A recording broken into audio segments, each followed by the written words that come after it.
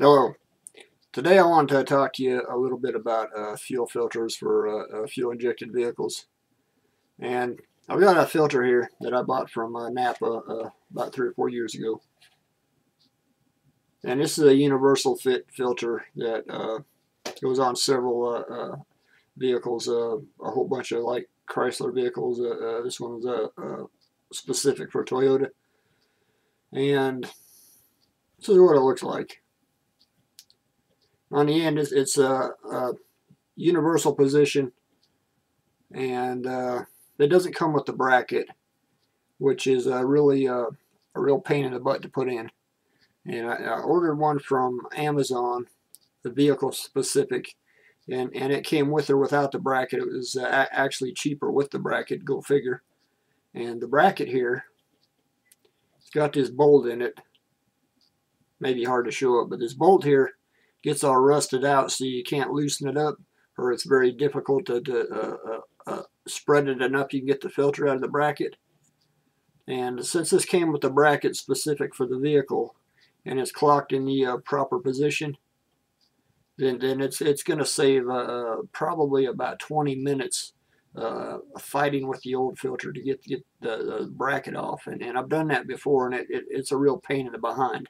I'm sure some of you guys have had a similar experience. And I just priced these two filters out through the NAPA online website, whatever it's called. And these are the prices on it.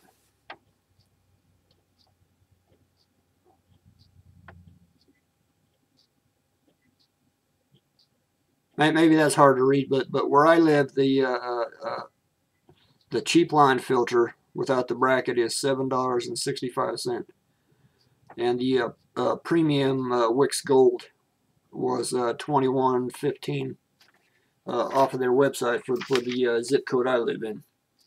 And this part number here is the exact same thing you buy from the NAPA store.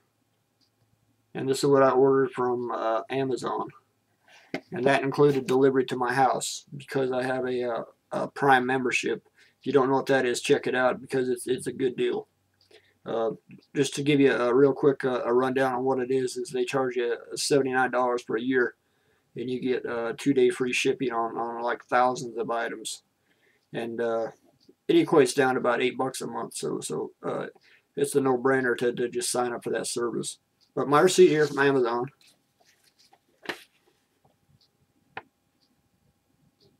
says I paid $16 and some change, and FedEx brought this to me. I ordered it a couple of days ago, and that's the point I'm trying to make. Is I go down to the discount store at any of the top three. I'm sure you know who them are: Advance, AutoZone, and O'Reilly's. They're all higher priced. In fact, I get a better price on a lot of stuff at the NAPA store than I do those. And it's kind of offensive to go in there that they say they have discount prices, and I'm paying full retail on stuff, and the nationally recognized auto parts stores that have better service are giving me a better price than these discount chains, and that's just weird.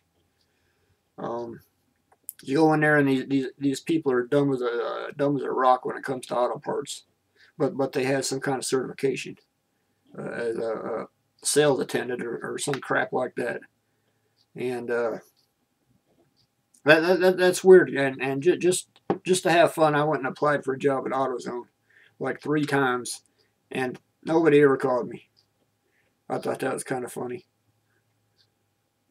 But this is kind of what I have today is the prices of these filters. You've got the cheap line one here that was $8, and you got the premium one here that was I think $22. And you have to ask yourself, is it worth it to have the premium one? Well, I believe it is, because the economy filter is just plain paper, and when it covers up with dirt, it shuts off the fuel. And the other one, it's got what they call synthetic depth media on it, which means it takes the big particles, and then the smaller particles will layer into the paper down below. It's a better quality filter. It's going to give you longer service, and it's less likely to pass damaging debris that's going to tear up your injectors. If you ever have to buy fuel injectors, you'll know that if you got to spend another $10 on your filters, it's going to save you long term. So this is what I have today. Thanks for watching. Oh, I'm back. I just wanted to add one more thing on the subject of fuel filters.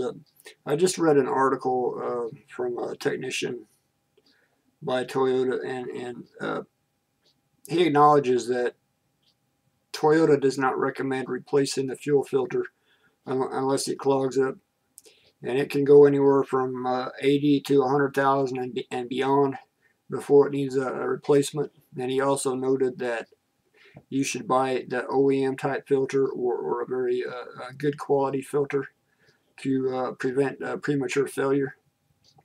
And I found that article to be very interesting and very truthful in correlation to my experience when fuel injection was first introduced in the 90s. And I spoke to one of my coworkers. He asked me how often to change the fuel filter, and I said it's not recommended to replace it unless it gives you trouble. And he's just shaking his head. He's trying to put some number out on it, and there is no number. There is no recommended replacement by Toyota. That there might be with some fleet companies.